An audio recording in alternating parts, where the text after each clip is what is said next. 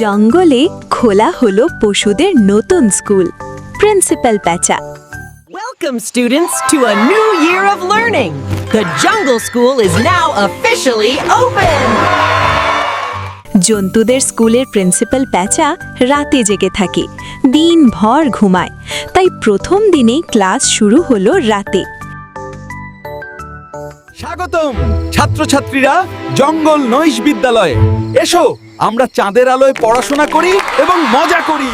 পশুদের স্কুলের ছাত্র বানররা আনন্দে বলল, এই স্কুলে পড়তে মজা, সূর্য ওঠার আগেই ছুটি। এই স্কুলে পড়া মজাদার, সূর্যোদয়ের আগেই ছুটি।